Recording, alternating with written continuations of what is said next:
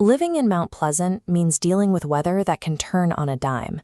We get everything from severe afternoon thunderstorms to heavy squalls and rain bands spinning off tropical systems. But then the clouds clear. By the next morning, the marsh is quiet, the sky is blue, and the threat feels entirely gone. You walk outside and maybe you spot a few asphalt shingles lying in your front yard. But when you check the ceilings inside your house, they are completely dry. It is incredibly tempting to just brush it off. You figure it's a minor cosmetic issue, and nobody wants the hassle of calling a contractor if they don't have to. We're conditioned to think that a roof is doing its job until water starts dripping onto the living room floor. The data tells a different story. Wind speeds as low as 50 miles per hour, well below a named hurricane, create enough uplift pressure to break the seals on your shingles and compromise your roof. Relying on a dry ceiling to tell you your roof is fine is a dangerous illusion. It hides a very active, progressive vulnerability right above your head. Asphalt shingles function as an overlapping water-shedding system, where each layer protects the fasteners and seams of the course beneath it. High winds disrupt that overlap. A strong gust breaks the adhesive bond and lifts the shingle tab, suddenly exposing the nail heads and the dark underlayment. That black layer is the underlayment. It is a secondary barrier designed to delay water, not to survive direct coastal rain or bake in the UV sunlight. Once the wind drives rain against that exposed section, the water doesn't just go straight down, it travels sideways and even slightly uphill, pushing its way underneath neighboring, healthy shingles. It bypasses the main entry point entirely, follows the nails down through your wooden roof decking, and starts pooling on the trusses inside your dark attic. This process can go on for weeks or even months. Water silently saturates the structural wood, feeding rot and mold, long before a single drop makes it through your ceiling insulation. Because water travels so far from where it gets in, treating a blown-off shingle as a quick cosmetic fix almost guarantees hidden structural decay. After a storm, there is one absolute rule for every homeowner: stay off the roof. A wet, wind-battered roof is incredibly slippery. Beyond the obvious fall hazard, your own body weight can easily tear shingle tabs that were weakened by the storm but haven't fully detached yet. There's also the insurance factor. Walking around up there can disturb or even destroy the specific physical evidence a claims adjuster needs to approve your storm damage coverage.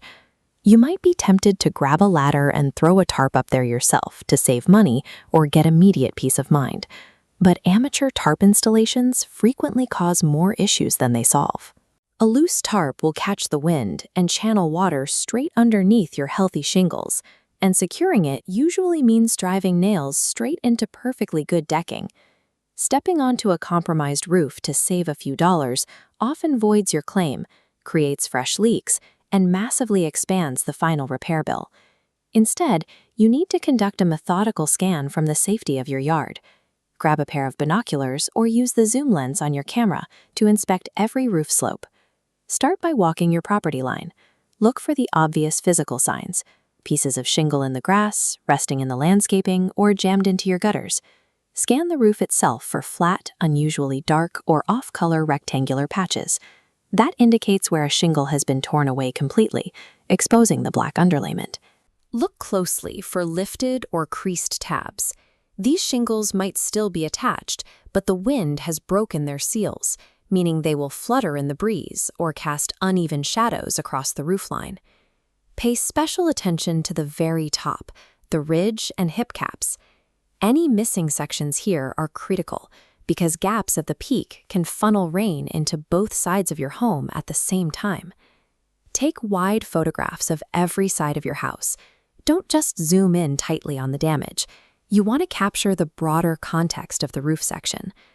This ground-level audit lets you pinpoint the compromised zones and build a rock-solid preliminary record of the storm damage, all without taking on an ounce of physical or financial risk. Next, move the inspection indoors. Don't wait for a ceiling stain to appear. Grab a strong flashlight and carefully head up to your attic during or right after the rain stops. Shine your light along the underside of the roof deck. You are looking for darkened structural wood, damp patches on the plywood, or sections of insulation that look compressed or wet. These small indicators are definitive. If you see single water droplets clinging to the tips of the roofing nails poking through the deck, you have proof that the exterior system has failed. Remember your safety protocols here. Stay on solid decking, never step blindly between the joists, and keep your hands away from any wet wiring or soaked insulation.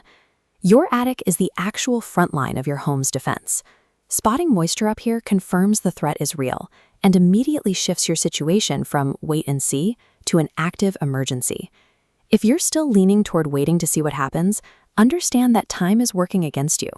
That exposed temporary underlayment will quickly dry out and fail under the intense coastal sun. If you're thinking about a quick DIY patch, simply sliding a replacement shingle over the gap is just a band-aid. It hides the hole but ignores the wood rot already starting underneath. A durable repair requires opening up the surrounding section to evaluate the wooden deck below, checking for fasteners that pulled through, and properly sealing the new materials into the existing system. Skipping those steps invites a building envelope failure.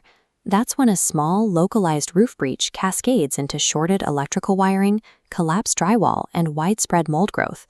The cost of an immediate, targeted professional repair is practically nothing compared to the massive financial toll of a delayed, full-scale structural remediation.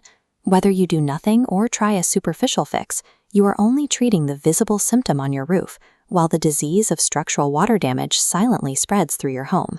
This chart details the scope of a professional wind damage inspection.